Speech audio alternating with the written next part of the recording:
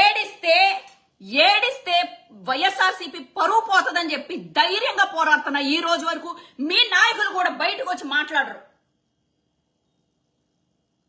మీరు అనుకుంటున్నారు కదా వైఎస్ఆర్సీపీ నాయకులు మెత్తబడ్డారు, లేకపోతే ఏమైందిరా కొడాలి నాని, అప్పుడు తొడలు కొట్టావు కదా, ఇప్పుడు ఏం పీకుతున్నావు అని చెప్పి కొడాలి నాని అని అంటున్నారు కదా. ఏం రెచ్చగొట్టాలా?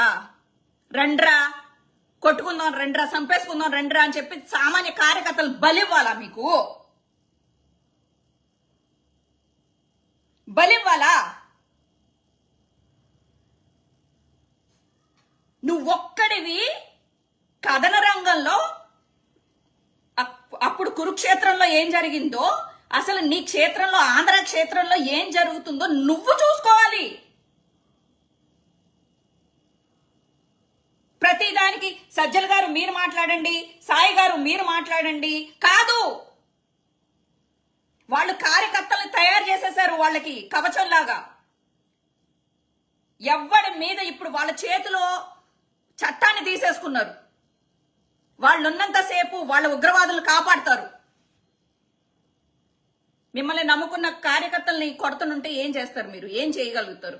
ఇంకొకటి, వైఎస్ఆర్సీపీ ఉన్నప్పుడు ఎవరినో పెట్రోల్ పోసి తగలబెట్టారు అని చెప్పేసి అంటున్నారు కదరా టీడీపీ వాళ్ళు. మీరు మనం మాట్లాడుకుందాం.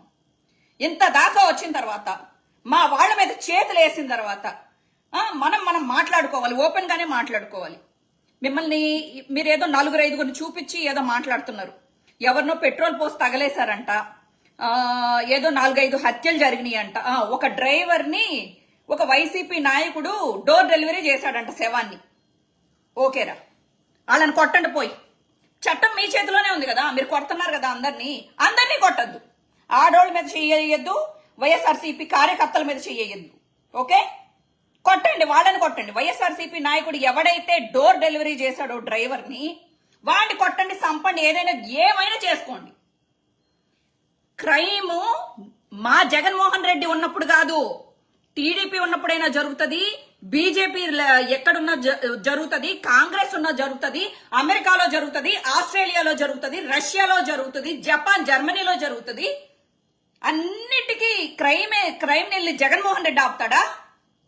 లేకపోతే జగన్మోహన్ రెడ్డి పురమాయించాడా మీరు చేయండి అని? ఇప్పుడు మీ చేతిలో ఉంది కదా, మొత్తం ఎవరెవరైతే తప్పులు చేశారో వాళ్ళని చట్టం దగ్గరికి తీసుకెళ్లి ఉరేయించండి రా, ఉరేయించండి. దానికి సామాన్య ప్రజల మీద ఎందుకు చేతులేస్తారు మీరు? మనమందరం ఆంధ్ర వాళ్ళం అయ్యుండి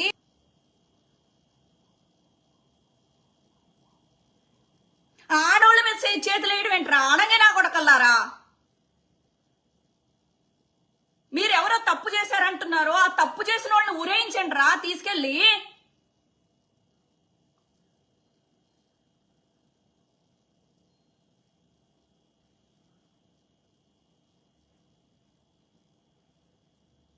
వల్లభనేని వంశీ అన్నాడా? మాట్లాడండి, అతనికి శిక్ష చేయించండి. ధైర్యం తమ్ము ఒకటి కాదు, ఒక్కటి నా మీద కేసు పడకూడదు అని నీకు కత్తి పడితే నేను నరుక్కుంటా పోవచ్చు కదరా. అలా మొత్తం ఆంధ్రాలో మా పిల్లల మీద చేతులేస్తారా అని చెప్పి నరుక్కుంటా వాళ్ళ తండ్రులు, వాళ్ళ తమ్ముళ్ళు, వాళ్ళ అన్నలకు నరుకుతే ఎంతమంది మిగులుతారా మీరు? నీ కుటుంబంలో ఎవడైనా నీ వాళ్ళ మీద చేతులేస్తే మీరు ఒప్పుకుంటారా?